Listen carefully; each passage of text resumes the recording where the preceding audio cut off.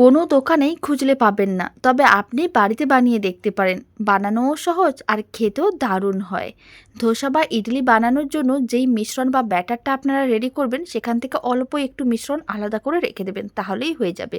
প্রথমে নিতে হবে কড়াইতে অল্প করে একটু সর্ষের তেল, আর আমি দিয়ে দিলাম অল্প করে একটু গোটা জিরে। এখন গোটা জিরেটাকে হালকা নাড়াচাড়া করে ভেজে নিলাম।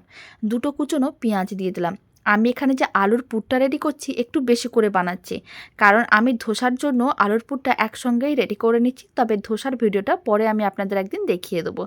আর আমি দিয়ে দিলাম স্বাদ অনুযায়ী লবণ, হলুদ গুঁড়ো, আর আমি দিয়ে দিলাম সাম্বার মশলা।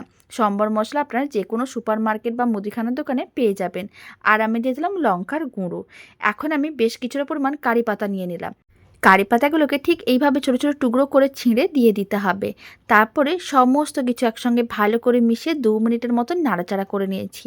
আর প্রেসার কুকারে 3টে বড় সাইজের আলু সেদ্ধ করে রেখেছিলাম, যেহেতু আমি ধোসাও বানাবো তার জন্য আলুর পুরটা একসঙ্গেই রেডি করে নিতে হবে। শুধুমাত্র এইভাবে যখন ধোসা বানাবেন আলুর পুর বা ব্যাটারটা রেডি করে নেবেন, তারপরে এই রেসিপিটা বানিয়ে দেখবেন। আলুর পুর রেডি হয়ে গেছে, এক সাইডে রেখে দিলাম।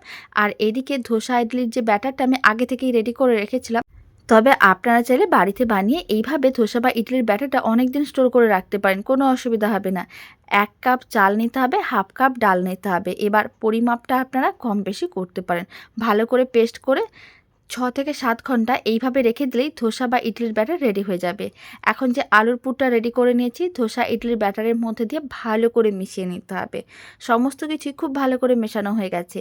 এবার বড়াগুলো ভেজে নিতে হবে। আপনারা এটাকে ফুলুরিও বলতে পারেন। খুব ভালো হয় খেতে আর দারুণ টেস্ট হয়। বাড়িতে বানালে কমেন্ট বক্সে জানাতে একেবারেই ভুলবেন না খেয়ে কেমন লাগলো। আমি এখানে একটা ফ্রাইং প্যান নিয়েছিলাম, ভালো করে তেল গরম করে নিয়েছিলাম। অল্প অল্প মিশ্রণ এইভাবে গরম তেলের মধ্যে দিয়ে দিতে হবে। তারপরে উল্টে পাল্টে দুদিকই বেশ লাল করে ভেজে নিতে হবে। এতে দেখতে যেমন ভালো হবে, খেতে তার থেকে অনেক বেশি ভালো হবে। বাড়িতে বানিয়ে দেখুন, খেতে এতটাই ভালো হবে। যখনই এইভাবে ধোসা বা ইডলি বানাবেন, অল্প একটু ব্যাটার দিয়ে এই বড়া বা ফুলুরিটাও বানিয়ে দেখতে পারেন, দারুণ লাগবে খেতে।